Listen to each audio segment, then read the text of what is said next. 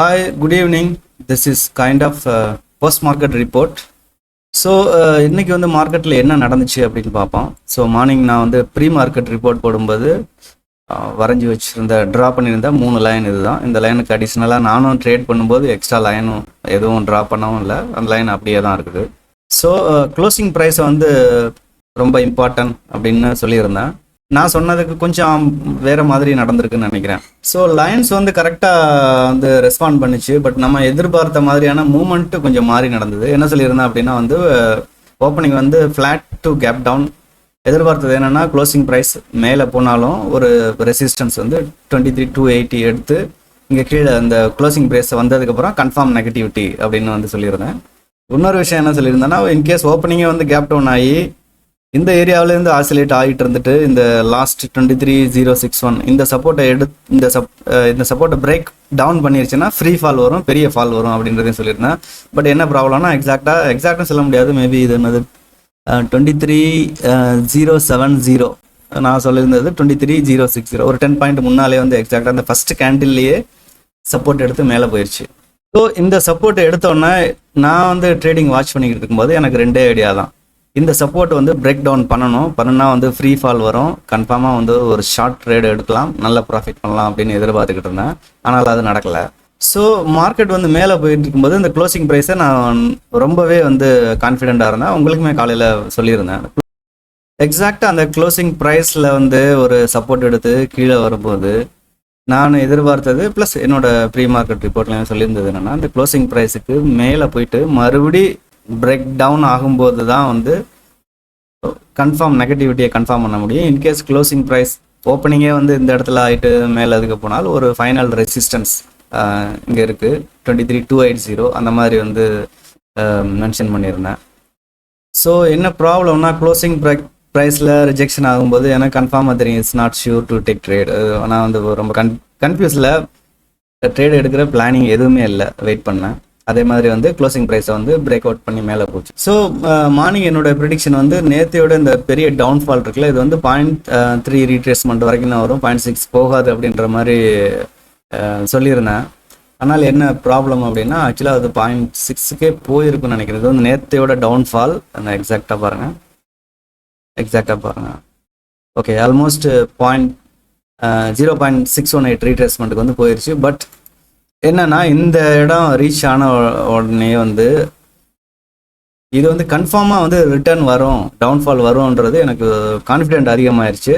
இன்னொன்று வந்து மேக்ஸிமம் இது போனாலும் வந்து 0.618 ரீட்ரேஸ்மெண்ட்டை தாண்டி போக முடியாது அப்படின்றதுல வந்து ரொம்ப கிளியராக இருந்தேன். ஸோ இந்த இடத்த வந்து பிரேக் அவுட் ஆனதுக்கப்புறம் ஸ்டாப் லாஸ் வந்து இந்த இடத்துல மேலே வச்சுட்டு, அதை 618 வைக்கல, நான் ஆக்சுவலாக செட் பண்ணல. ஓரளவு நம்மளுடைய பிளானிங் இருக்குல்ல, அதுக்கு தகுந்த மாதிரி வெயிட் பண்ணிட்டு இருந்தேன். பட் என்னுடைய ஸ்டாப் லாஸ் வந்து எடுக்கல. பட் டவுன்ஃபால் கீழே வந்தது. ஸோ இன்றைக்கி நான் ட்ரேட் பண்ணது வெறும் இந்த 3 லைனை வச்சுக்கிட்டு தான். இங்கே வந்து சப்போர்ட் எடுத்துருச்சு காலையிலேயே. ஸோ மார்க்கெட் வந்து இதுக்கு கீழே இனி போகிறதுக்கான சான்சஸ் இல்லைங்கிறத கன்ஃபார்ம் பண்ணிட்டேன். இந்த இடத்துக்கு வரும்போது நான் வந்து லாங் ட்ரேட் வந்து எடுக்கலை. ஏன்னா க்ளோசிங் ப்ரைஸ் மேலே போனாலும் என்னோடய ஐடியா க்ளோசிங் ப்ரைஸ் இந்த இடத்துலையே போயிட்டு க்ளோசிங் ப்ரைஸ் பிரேக் டவுன் ஆகி வரும், அப்போ ஷார்ட் எடுப்போம் அப்படின்னு நினச்சிட்டு இருந்தேன். பட் நான் மென்ஷன் பண்ண இந்த 23,280 இந்த இடத்துக்கு ரீச் ஆனதுக்கப்புறம் ரொம்பவே கான்ஃபிடென்ட் ஆகிட்டேன். கன்ஃபார்மாக மார்க்கெட் ரிவர்ஸ் வரும் அப்படின்னு 100% வந்து கன்ஃபார்ம் ஆகிட்டேன். ஸோ இந்த இடத்துல எக்ஸாக்டாக ட்ரேட் எடுத்துட்டேன். ஒரு கரெக்டான ஸ்டாப் லாஸ் வந்து வைக்காமல் என்னுடைய ஒரு மந்த்லி பிஎன்எல் இருக்கும்ல, ஓகே இந்த மாதத்துக்கு இவ்வளோ நம்மளுடைய ப்ராஃபிட் லாஸ் இருக்குல்ல, அதுக்கு தகுந்த மாதிரி ஒரு ஐடியாவில் வந்து ஸ்டாப் லாஸ் வைக்காமல் வெயிட் பண்ணிக்கிட்டு இருந்தேன். But almost near stop loss அந்த ரேஞ்சு தான் போச்சு. பட் ஒரே ஒரு கேண்டில் மட்டும் ஸ்பைக் கொடுத்துட்டு உடனே வந்துருச்சு. ஸோ மறுபடியும் இதை க்ளோசிங் ப்ரைஸ் கீழே வந்தோடனே வந்து ப்ராஃபிட் வந்து புக் பண்ணியாச்சு. ஓகே நண்பர்களே, ஆக்சுவலாக நிறைய பேர் பார்க்குறீங்க. ஆக்சுவலாக உண்மையில நீங்கள் எல்லாம் ப்ராஃபிட் பண்ணுறீங்களா என்ன தெரியல. நான் ஜஸ்ட் ப்ரீ மார்க்கெட் ரிப்போர்ட்டில் வந்து நான் ஜஸ்ட்டு ஒரு ரஃப் ஐடியா தான் கொடுக்க முடியும். ஆனால் அதுக்கு மேலே அதை ட்ரேட் எடுக்கிறது ப்ளஸ் ப்ராஃபிட் பண்ணுறது எல்லாமே டிபெண்ட் 100% உங்களுடைய knowledge, experience, financial capacity plus உங்களுடைய சைக்காலஜிக்கல் ஸ்ட்ராங்னஸ், அதை பொறுத்து தான் நடக்கும். பெரும்பாலும் ரெகுலராக பார்த்துக்கிட்டு இருக்கவங்க சில பேர் வந்து அடிக்கடி கமெண்ட் பண்ணுறாங்க. சுரேஷ் குமரன், சரவணகுமார், சதீஷ், ரவிக்குமார், ராஜேந்திரன், இந்த மாதிரி நிறைய பேர் அப்பப்போ கமெண்ட் பண்ணுறாங்க. ஆனால் அவங்க உண்மையிலே ட்ரேட் எடுத்தாங்களா, ப்ராஃபிட் பண்ணாங்களாங்கிறது வந்து தெரியலை. ஆக்சுவலாக நான் போடுற வீடியோ பார்த்துட்டு யாராவது ப்ராஃபிட் பண்ணியிருக்கிறேன் அப்படின்னு சொன்னாதான் வந்து எனக்கு மோட்டிவேட் ஆகும். வீடியோ பார்க்குறவங்க ப்ராஃபிட் பண்ணீங்களா அப்படின்னா கமெண்டில் வந்து பண்ணுங்கள். ப்ராஃபிட் அப்படின்னு மட்டும் போடுங்க. நீங்கள் எவ்வளோ ப்ராஃபிட் பண்ணீங்கன்றதை மென்ஷன் பண்ண தேவையில்லை. ஜஸ்ட் மென்ஷன் லைக் ப்ராஃபிட்டட், அது போதும். ஏன்னா அதுதான் வந்து எனக்கு கொஞ்சம் மோட்டிவேட் ஆகும். ஓகே, நம்ம வந்து எஃபர்ட் எடுத்து போடுறோம், சில பேர் ப்ராஃபிட் பண்ணுறாங்க அப்படின்ட்டு. சில பேர் நிறையா கற்றுக்கிறதுக்காகவும் வந்து வில்லிங்காக இருக்காங்க.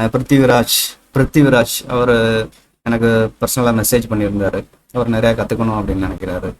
நம்மள நிறையா பேர் வந்து ஸ்டாக் மார்க்கெட்டை வந்து கற்றுக்கணும், ட்ரேடிங் கற்றுக்கணும், இன்வெஸ்ட்மெண்ட் கற்றுக்கணும், லாங் டேர்ம் வெல்த் கிரியேஷன் பண்ணணும் அப்படின்ற இன்னைக்கு உள்ள தலைமுறைகளும் சரி, நிறையா பேருக்கு வந்து ஆர்வம் வந்து நிறையா இருக்குது. இதை வந்து நம்ம கம்ப்ளீட்டாக கற்றுக்க முடியுமா அப்படின்னு நிறையா லேர்னிங் சோர்சஸ் தேடி வந்து நம்ம போயிட்டுருக்கோம். இதை கற்றுக்க முடியும்னா கன்ஃபார்மாக முடியும், இதில் நோ டவுட். நம்ம வந்து இந்த விஷயங்களை தெரிஞ்சுக்கணுன்ற ஆர்வம் மட்டும் இருந்தால் போதும். லேர்னிங் கண்டென்ட் வந்து வைட்லி அவைலபிள், எல்லா இடத்துலையுமே இருக்குது. கன்ஃபார்மாக நம்ம வந்து கற்றுக்க முடியும், இதில் வந்து வின் பண்ண முடியும். நம்மளுடைய ஆர்வம் மட்டும் குறையாமல் இருந்தாலே போதும். வந்து புதுசாக யாரையும் போயிட்டு மென்டராக தேடலாம் தேவையில்லை. Almost everything free to learn. So நம்மளோட டைம் எஃபோர்ட்டை போட்டால் கன்ஃபார்மாக கற்றுக்கலாம். ஓகே, ஸோ நாளைக்கு காலையில் ப்ரீ மார்க்கெட் ரிப்போர்ட் போடுறேன். இந்த வீடியோவே கொஞ்சம் லாங்காக போயிடுச்சு. Okay, thank you.